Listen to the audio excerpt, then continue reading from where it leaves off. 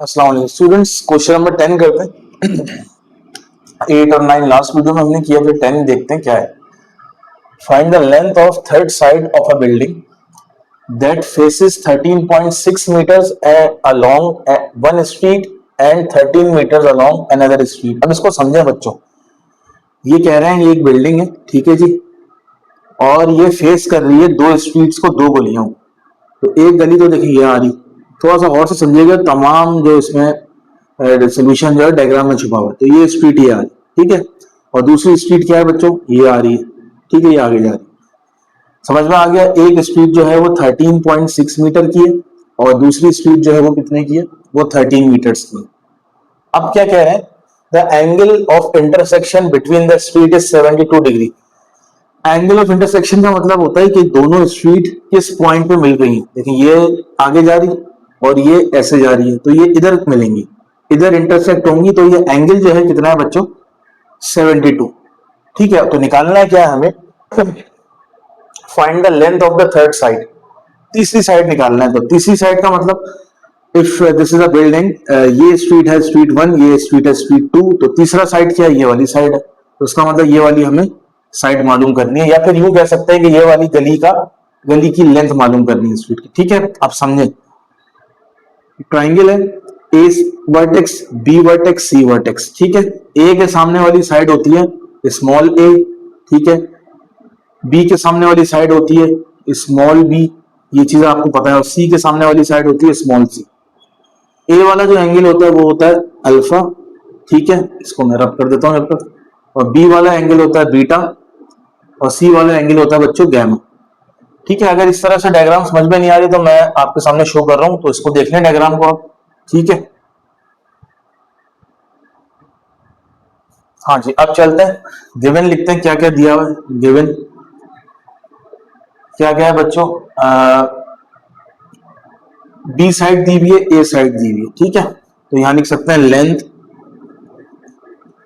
Of first street. पहली street की length कितनी है, जिसको हमने कहा हुआ है ए, कितना दिया हुआ बच्चों, ए 13 मीटर्स। और इसी तरह लेंथ ऑफ सेकंड स्ट्रीट कितनी है, जिसको हमने बी कहा हुआ है 13.6 मीटर्स। ठीक है, और इन दोनों का जो एंगल है, एंगल कितना बन रहा है बच्चों, एंगल देखें, एंगल को हमने क्या बोला हुआ है, गैमा बोला हुआ, याद रखिएगा। ठीक है, angle between the intersection of street, दोनों जहां इंटरसेक्ट कर रही है वहां का एंगल, और इसको हमने बोला हुआ गैमा, और गैमा है 72 डिग्री। क्लियर हो गया, तीन चीजें गिवन है।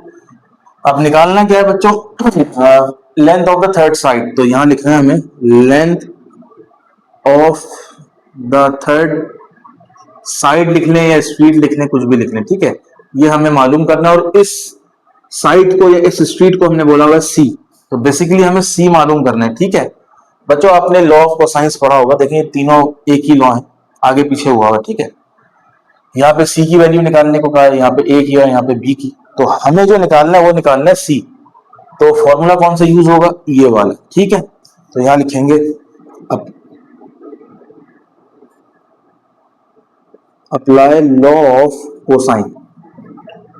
ठीक है, क्या है law of cosine, C square is equals to A square plus B square minus 2ab और कॉस गैमा।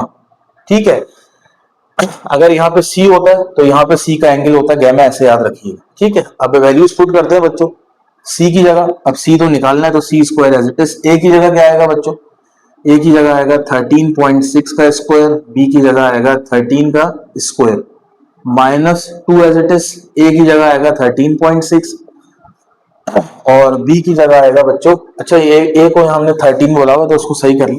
ठीक है, ए को 13 कर ले और बी को यहाँ पे 13.6 कर ले। ठीक है, वैसे कोई मसले वाली बात नहीं, इसको 13 कर ले, इसको 13.6 कर ले, और कॉस गैमा की जगह 72। क्लियर हो गया। अब इसको सॉल्व करते हैं बच्चों। 13 का स्क्वायर तो आपको पता है 169 होता है, तो C square is equal to 169 plus, अब 13.6 का स्क्वायर लेते हैं 184.96। ठीक है, माइनस एज इट इज आ गया। अब इन तीनों को मल्टीप्लाई कराएंगे, 2 13 और 13.6, 2 13 13.6 353.6 आ गया। और cos 72 की भी वैल्यू लेना है बच्चों हमें, cos 72 डिग्रीज 0.309। अब करना क्या है आपको, इन दोनों को करा दें ऐड, 169 प्लस 184.96, तो ये आ रहा है 353.96, और इन दोनों को करा दें मल्टीप्लाई, 353.6 मल्टीप्लाइड बाय 0.309, क्लियर। ये आ रहा है हमारा 109.262। अब इन दोनों को कराते हैं मल्टीप्लाई, सॉरी माइनस कराते हैं, 353.96 माइनस 109.262, तो ये आ रहा है 244.69, 244.69, और एक और ले लेते हैं तो 8 हो गया। तो ये आ गई सी स्क्वायर की वैल्यू, बट हमें सी चाहिए, तो क्या करें बच्चों, स्क्वायर घटाने के लिए टेकिंग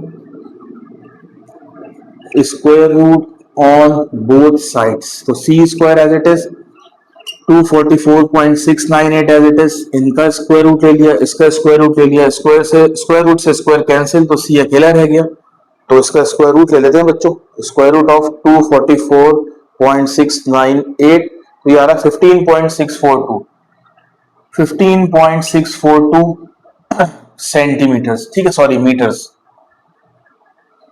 तो आप लास्ट में लिखिएगा the length of the third side is 15.642 metres, तो आप इसका स्क्रीनशॉट ले लें बच्चों। ओके स्टूडेंट्स, क्वेश्चन नंबर 11 करते हैं।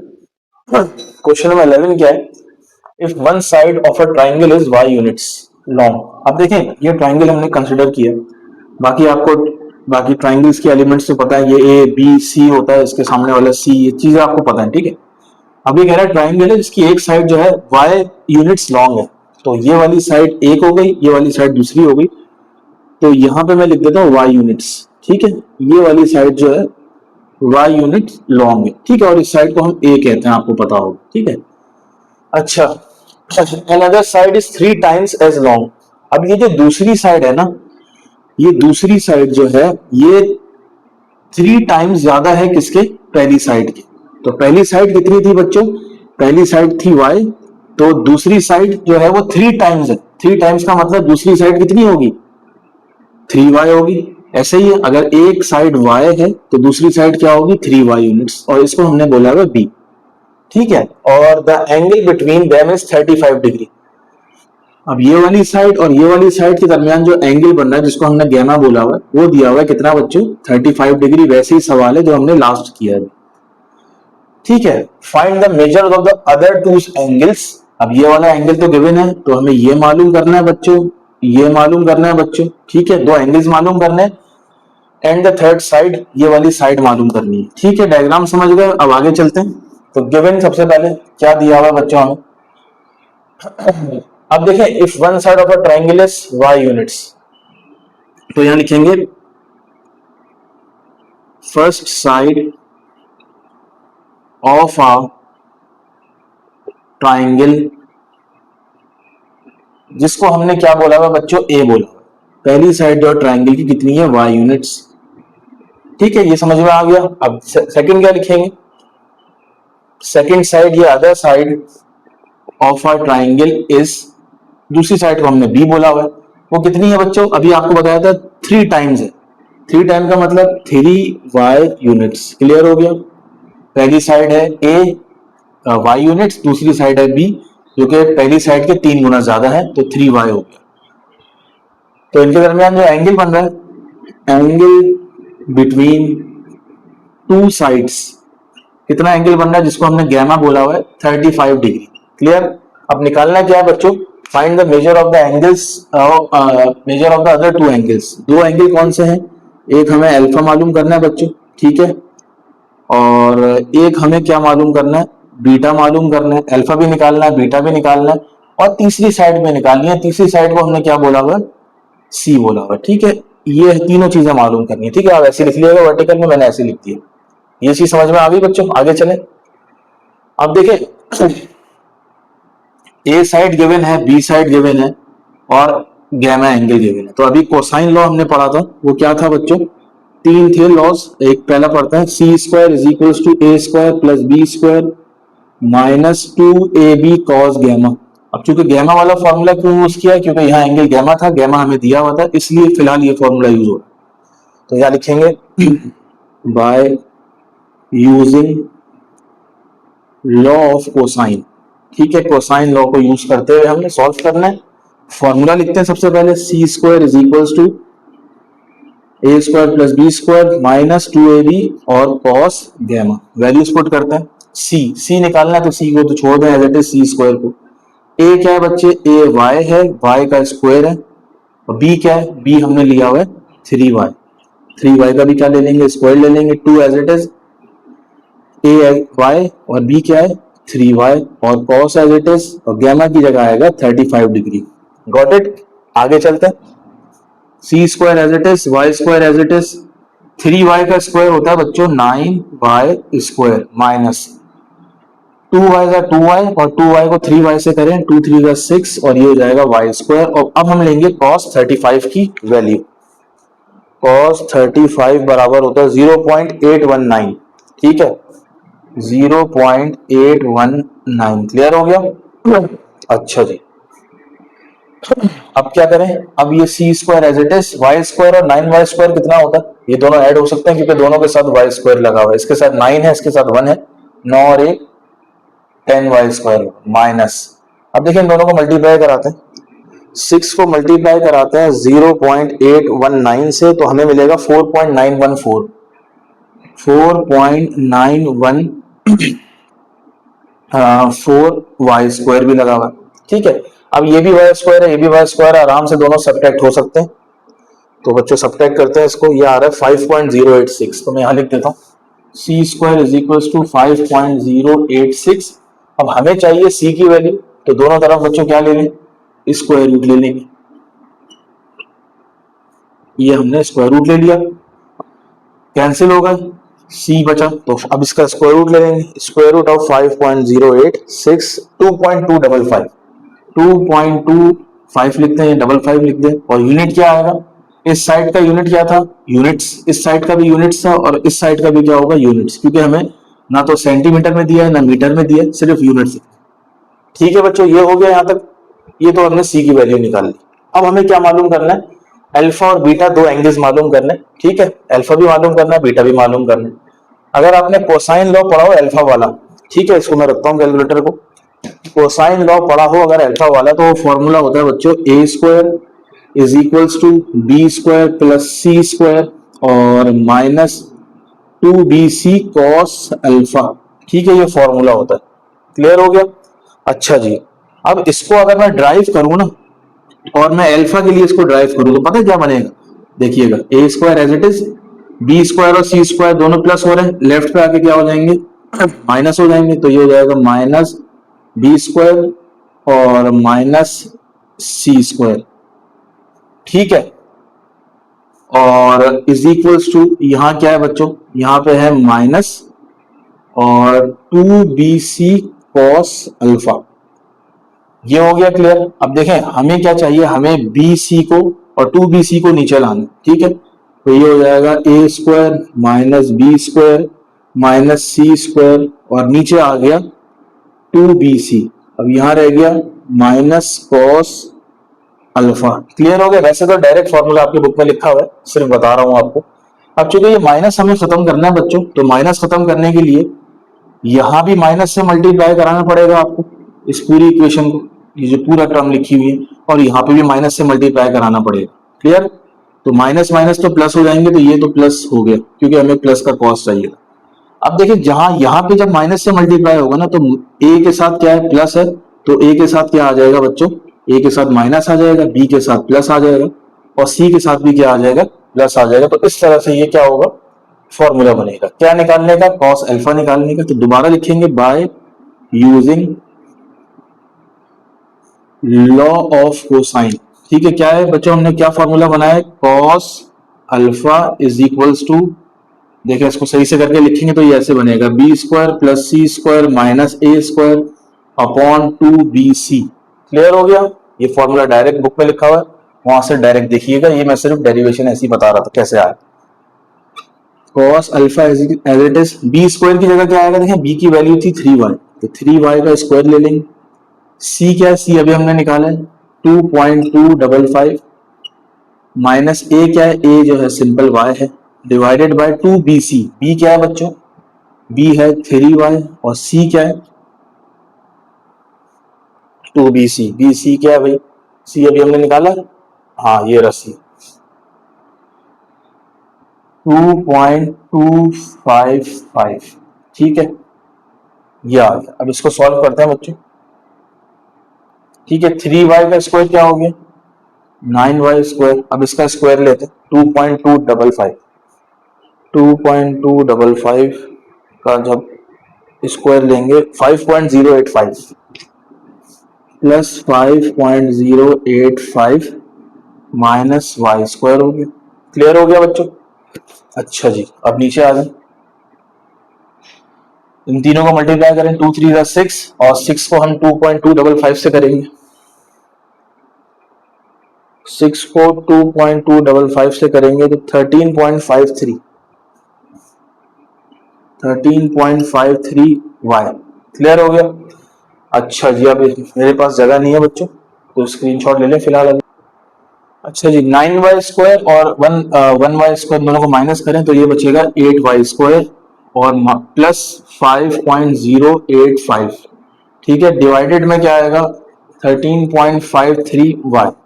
क्लियर हो गया? अब देखते हैं यहाँ पे क्या मिस्टेक है जो नीचे y स्क्वायर नहीं आ रहा। अच्छा हाँ ठीक है बच्चों, एक चीज को करेक्शन कर लें, क्योंकि पहली साइड जो थी ना ट्रायंगल की, तो वो थी y यूनिट्स। ठीक है, y in terms of y थी, तो हमने जो तीसरी साइड निकाली है ना c, ये भी क्या निकाली है हमने, वैल्यू तो निकाल ली, ये निकाली है इन टर्म्स ऑफ y, तो यहाँ लगा देंगे y यूनिट्स। ठीक है, तो आंसर तो सही है हमारा, लेकिन यहाँ लगाना है y यूनिट्स, तो इसी तरह यहाँ भी y आ जाएगा और यहाँ भी y आएगा और यहाँ हो जाएगा वाई स्क्वायर और यहाँ भी हो जाएगा वाई स्क्वायर। इसको करेक्शन कर लें बच्चों। ठीक है, ये भी वाई स्क्वायर और ये भी वाई स्क्वायर हो जाएगा। अब इसको सॉल्व करते हैं बच्चों। ये हो जाएगा 8y स्क्वायर और 5.085 वाई स्क्वायर 13.085 वाई स्क्वायर। ऐसा क्यों किया बच्चों, क्योंकि ये y की टर्म्स में दी हुई थी, तीनों साइड है, ये भी y थी, ये 3y थी, तो तीसरी वाली साइड भी हमें y की टर्म्स में लिखनी थी, ये हमने देखा नहीं था। ठीक है, और नीचे क्या है बच्चों 13.53 वाई स्क्वायर, तो वाई स्क्वायर से वाई स्क्वायर कैंसिल होगा, तो इसको सॉल्व करते हैं। 13.085 डिवाइडेड बाय 13.53, 0.967, 0.967 और लेफ्ट पे चल रहा है cos alpha. Alpha as it is, cos वहां जाके क्या हो जाएगा इनवर्स हो जाएगा, तो 0.967, तो कॉस 0.967, बल्कि इनवर्स लेना है, कॉस का शिफ्ट दबाया, कॉस इनवर्स आ गया 0.967। इसको देखना पड़ेगा ये, क्योंकि